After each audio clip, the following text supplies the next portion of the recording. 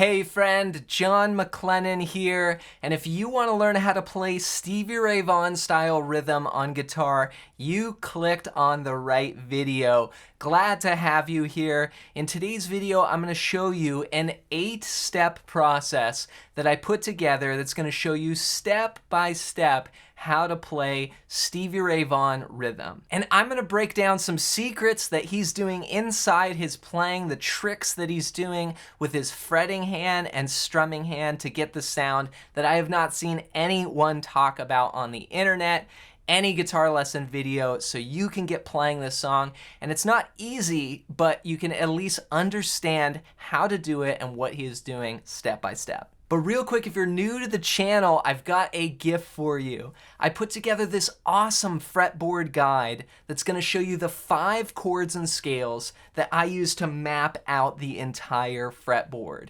And I used to look down at the neck and feel so much more confused until I understood what I put on just this one page, and I want to give it to you completely for free. All you got to do is go to johnmclennan.com/fretboard-guide, or I made it easy for you. Just click that first link down below and you can grab your copy.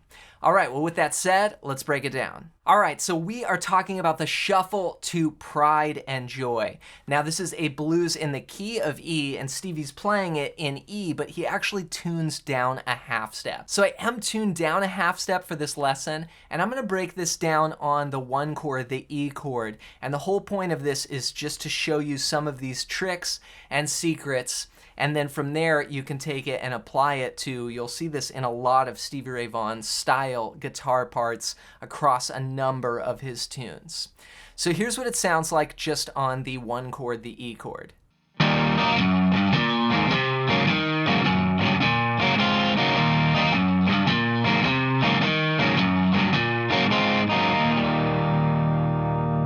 All right, so the first step in the 8 steps is you grab an E chord. And what you're gonna do is you're gonna play the bass strings and then the treble strings. So I'm breaking up the pattern here. I'm strumming the lower strings and then the higher strings. Now throughout this entire pattern, my strum hand is just going down, up. So the entire time it's going back and forth, and it never stops. So I'm gonna play the bass strings down and then the treble strings up. Now this next part is the part that nobody talks about, and this is what's going on with the fretting hand. So the strum hand is going back and forth, but the fretting hand does something a little different here. After you play the up strum there on the high strings, the treble strings of the E chord, you take your fretting hand and you cut off the strings. So it comes down here like a little gate and it mutes off the strings. And what it does is it makes those high stabs staccato. So it sounds like this. So there, my fretting hand went down after and I just muted off the strings. All right, that's step 1. Now step 2 goes like this. Now what I did here was I played the 3rd fret to the 4th fret on the low 6th string. But what Stevie does is he actually strums this. So remember, our strum hand is just going back and forth. So if you were to see this written in a tab, it would look like this. It would be like 3 and then X, X, X, X, X, muting off all the other strings from 5 down. So that's a down. Then you come up, the same thing, but on the 4th fret now. So that would be like X, X, X, X, you know, muting all the strings. And then you let that 4th fret come through on the low E string. So that's step 2. It sounds like this. So step 1 and step 2 go like this.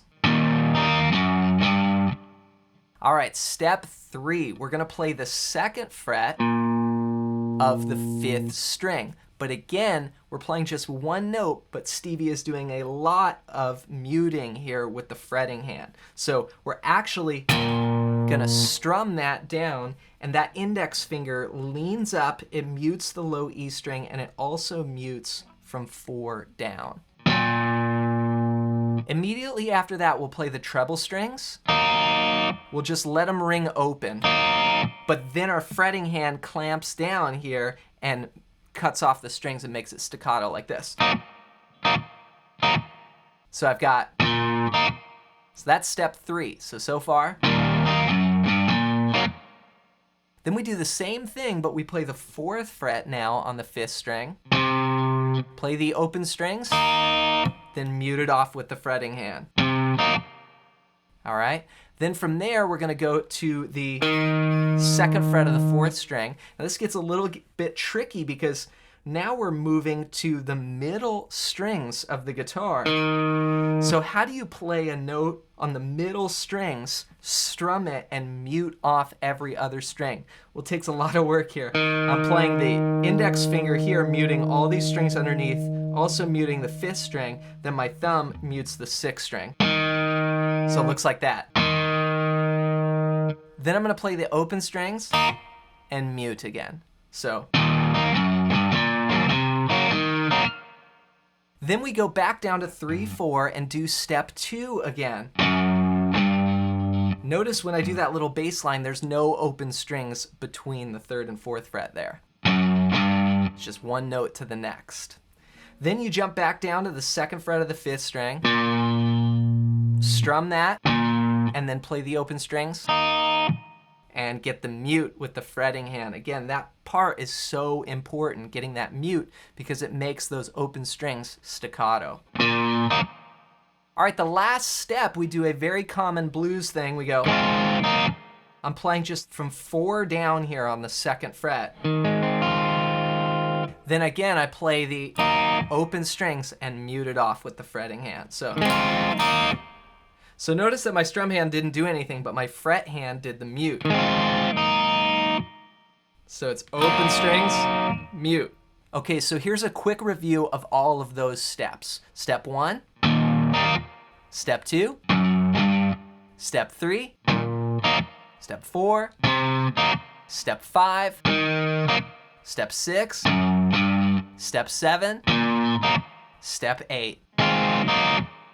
When I put them all together and loop it around, you get this.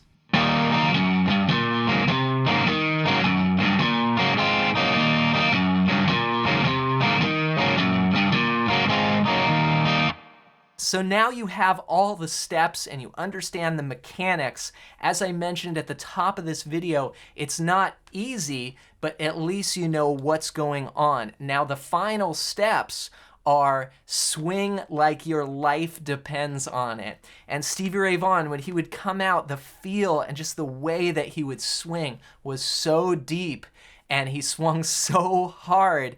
That is like the final ingredient. So you take all of those steps and then you swing like your life depends on it. And the way that you can learn that is by playing along with recordings, by practicing with a metronome, by tapping your foot.